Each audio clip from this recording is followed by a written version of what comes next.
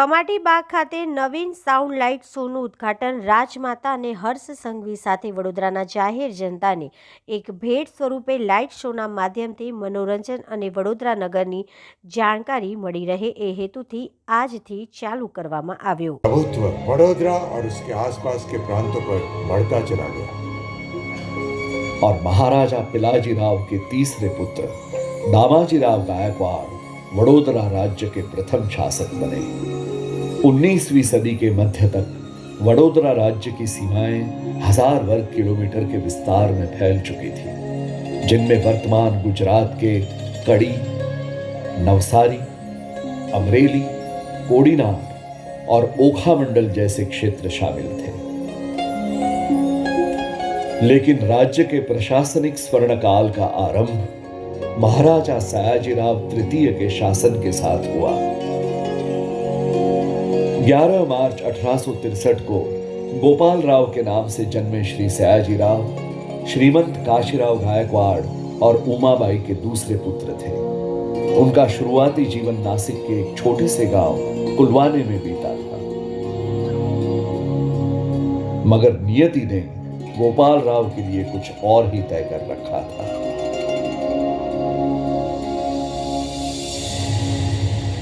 वर्ष 1870 में जब महाराजा खंडेराव द्वितीय की अकाल मृत्यु हुई, तब वडोदरा के राज सिंहासन पर अनिश्चितताओं के बादल मंडराने लगे। महाराज अपने पीछे अपनी गर्भवती पत्नी को ही नहीं, सत्ता का एक गहन शून्य भी छोड़ गए थे। उनके बाद उनके छोटे भाई मल्हार राव को वडोदरा का उत्तराधिकारी बनाया गया, परंतु शासक के रूप में वे अपनी योग्यता साबित करने में असफल रहे।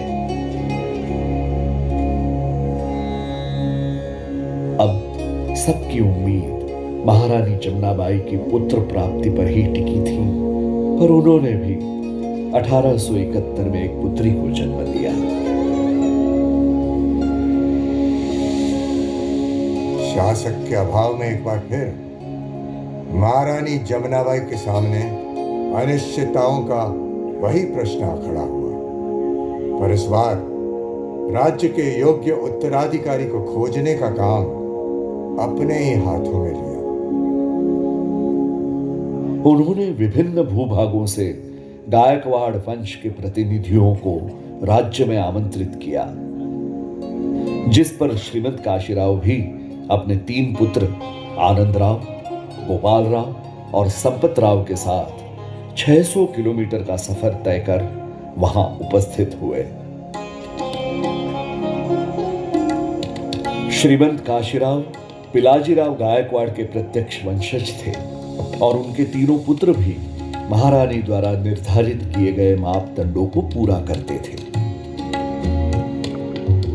वडोदरा राज्य के उचित उत्तराधिकारी के चयन के लिए महारानी जमनाबाई ने तीनों युवकों से एक ही प्रश्न पूछा। आप यहाँ क्यों आए हो? मैं यहाँ पढ़ लिख कर बड़ा आदमी बनने आया हूँ। ठीक है। मैं यहाँ राजा बनने आया हूँ। अच्छा। 12 साल के बालक से विश्वास भरे उन शब्दों को सुनकर महारानी जमनाबाई की गहन खोज समाप्त हुई और श्रीमंत गोपाल राव को गोद लेकर उन्होंने उन्हें सयाजीराव गायकवाड़ के नाम से प्रतिष्ठित कर दिया। महाराज घोषित होते ही सयाजीराव के शासनिक प्रशिक्षण की शुरुआत हुई और शिक्षा तथा कौशल के कठिन प्रवाह से गुजरकर उन्होंने खुद को एक योग्य शासक के रूप में उभारा। शासन पर संपूर्ण अधिकार प्राप्त होते ही उन्होंने सबसे पहले मल्हार राव के शासन में हुए नुकसान की भरपाई की, जिसके लिए उन्होंने राज्य में नए व्यापारों और उद्यमों को प्रोत्साहन दिया। अपनी प्रजा के कल्याण के लिए उन्होंने राज्य में कई प्रशासनिक सुधार किए, जिनमें पेयजल व सिंचाई के लिए जल संग्रहों का निर्माण और बैंक ऑफ बड़ौदा तथा बड़ौदा धारा सभा जैसे महत्वपूर्ण संस्थानों का निर्माण शामिल था।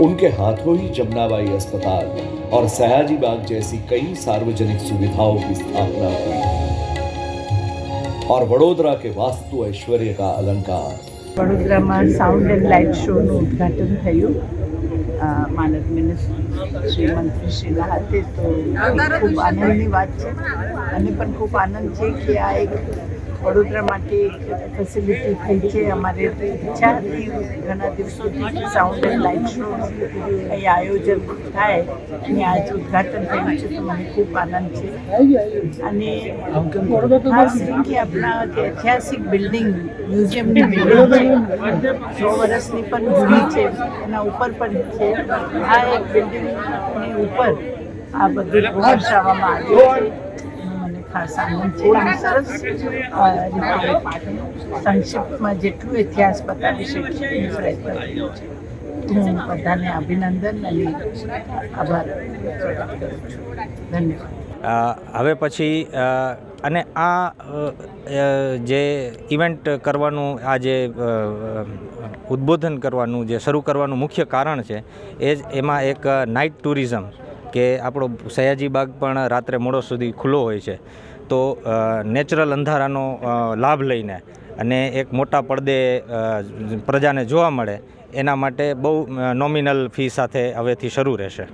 ક્યારથી આની શરૂઆત થાય છે અને શું ફીસ રહેશે? જી આવતીકાલથી શરૂઆત થશે અને વિદેશી અને ભારતીય નાગરિકો માટે અલગ અલગ શુલ્ક રાખે છે. ભારતીય નાગરિકો માટે 25 રૂપિયા અને વિદેશી નાગરિકો માટે 50 રૂપિયાનો શુલ્ક રહેશે.